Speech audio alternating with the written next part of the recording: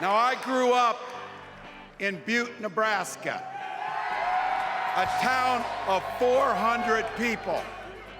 I had 24 kids in my high school class.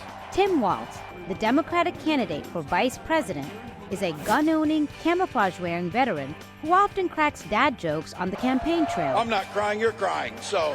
While this might seem like standard fare for a politician trying to connect with rural voters, Walz's background adds a twist.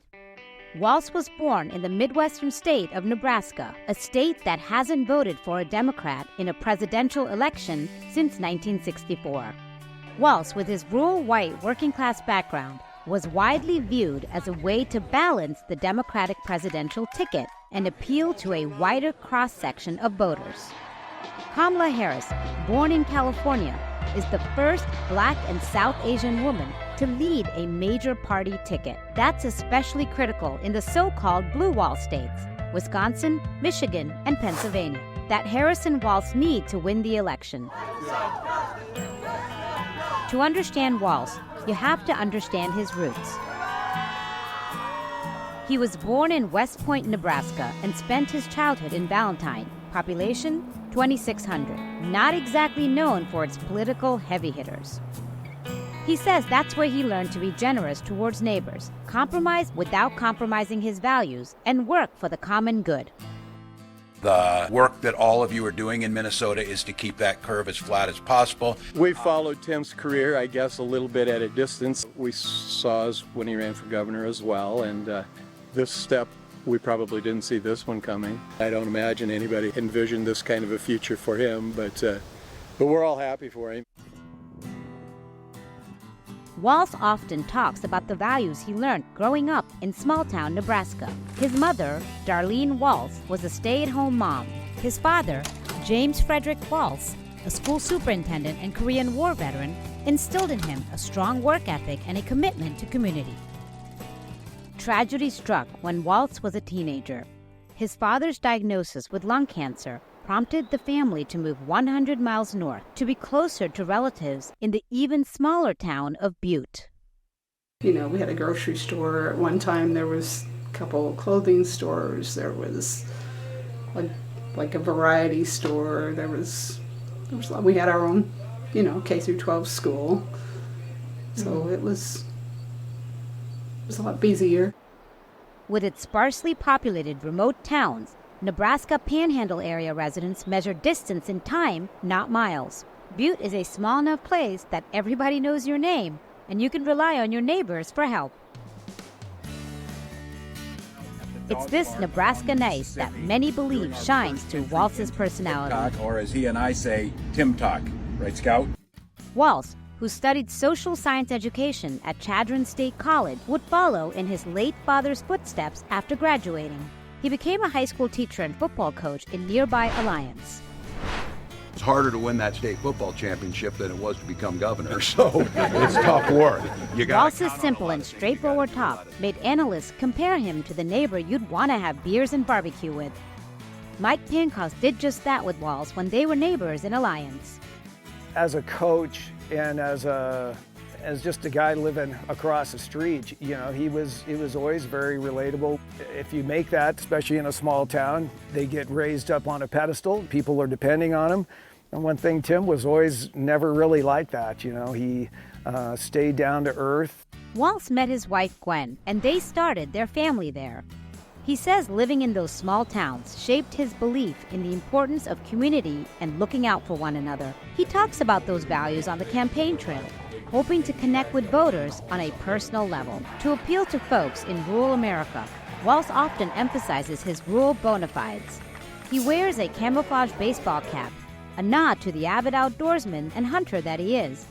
And he isn't shy about his love of guns. First opener, and I'm like, I want to shoot. Walz joined the National Guard at 17, serving for 24 years, a decision inspired by his father's military service.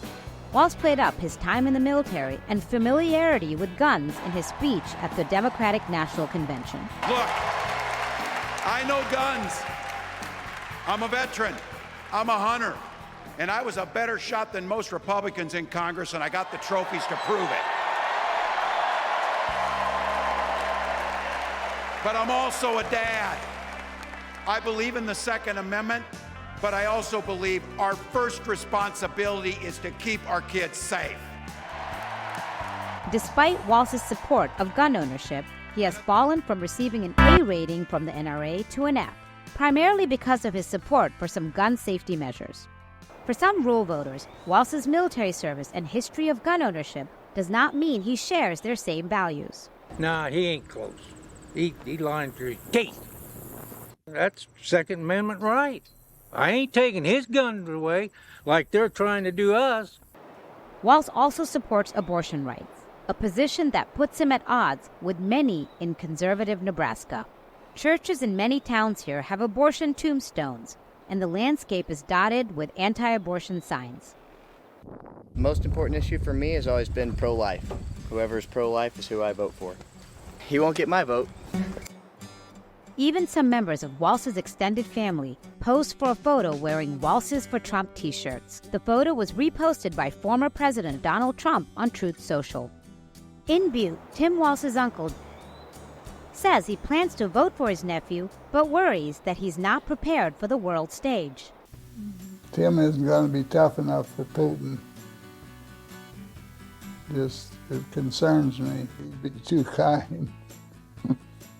That's the way I feel about it. Nebraskans who believe that Walz embodies the spirit of their home state see him as a decent, hardworking man who cares about his community. When we fight,